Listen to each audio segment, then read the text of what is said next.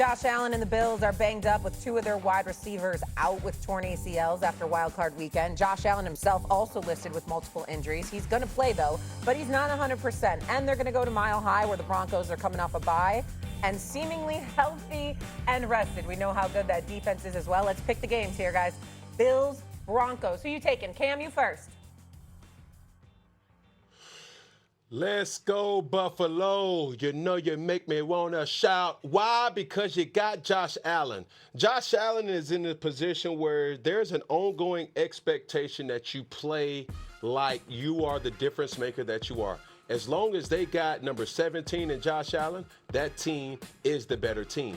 Unfortunate circumstances does not exist when you have the talent like Josh Allen. So therefore, I'm going with the Buffalo Bills in Denver to win.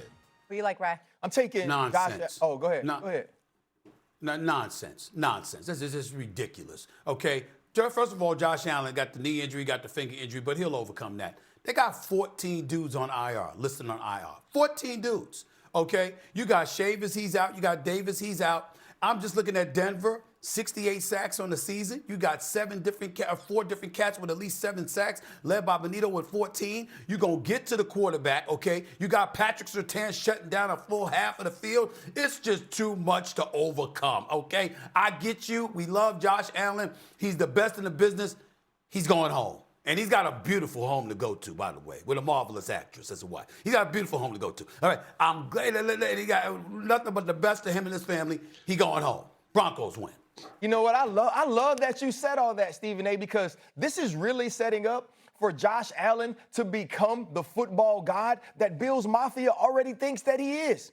He's injured. You're only walking out there with Shakir and Coleman and Cooks. You're playing against the number 2 defense. And honestly, there's no way you can blame Josh Allen. Josh Allen, you banged up. You ain't supposed to win. You're playing against a roster that's better than your roster. And you know what they say? Oh, he got the Cam physicality. He got the John Elway arm. He plays hard like Brett Favre and that toughness. And this is the time where he gets to join all of the people, the Montanas and the Mahomeses and the Bradys, as one of the greatest that have ever played. I'm taking Josh Allen. I'm taking the Buffalo Bills because it's setting up for him to be everything that many people already believe that he could be. With all the odds stacked against him, nobody's going to come in Monday and say it's his fault. But if he wins, he'll be one step closer to immortality. 11 one-score wins for the Broncos this year. I feel like the Broncos could pull it out in a shootout, but at the same time, my heart feels like this is the year for Josh. Bills, Broncos tomorrow in Denver. Game pick is Broncos -1.5. Best bet under 45.5. Nobody plays more man coverage in the NFL than the Denver Broncos. This is a problem because Buffalo's offense, zone versus man, sees a significant drop.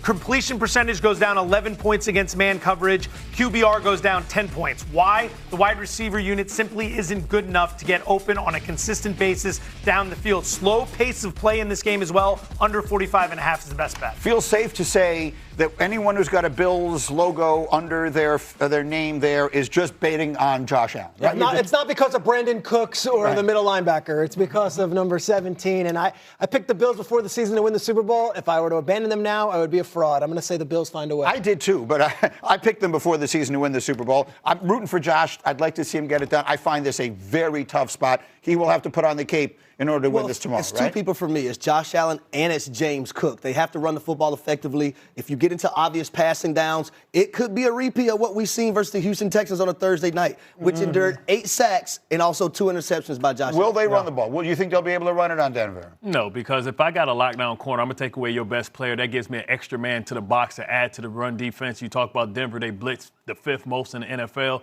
A lot of those are going to be run blitzes to make sure that James Cook doesn't get busy. The only deciding factor for me is Bo Nix because this is strength versus strength. You know, nobody threw the ball more than the Denver Broncos, and one of the strengths of the Bills' defense is their pass defense. Right.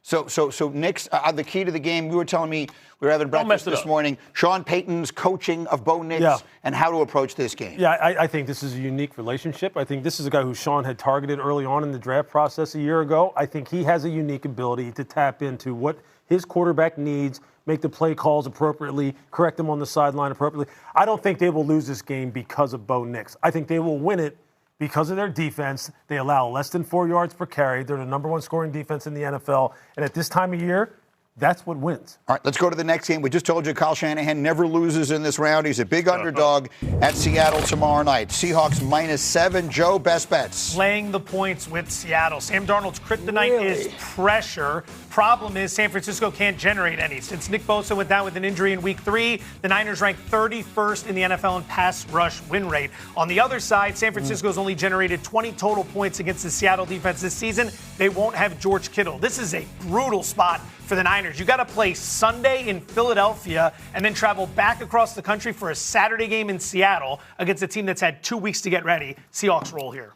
Last time they played, Kyle's offense only put up 173 yards and put up 3 points. It was the worst offensive output they've ever had. In 2 weeks, with short weeks, both of them, can they rally again?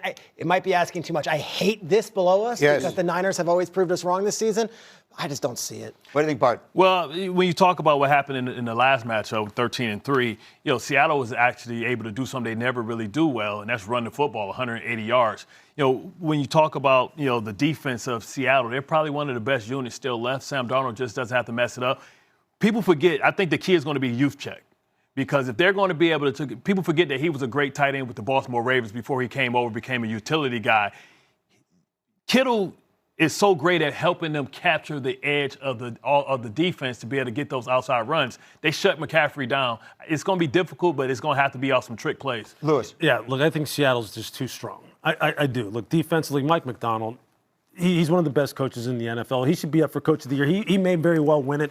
I think Sam just needs to do just enough, and I think Clint Kubiak will do just enough to make sure that he does not put this game in harm's way. I think Seattle wins this game. Yeah, it's the physicality of Seattle's defense. They're strong, they're fast, they're physical, they're going to take over. Not enough offensively for San Francisco 49ers to be able to get this win and advance to the And super quick for those who haven't been watching, the Darnold injury for people who don't know. It's an oblique injury. He heard it Thursday at practice, so that's just 2 days before game time. They're playing on a Saturday. Something to watch. I would risk note this.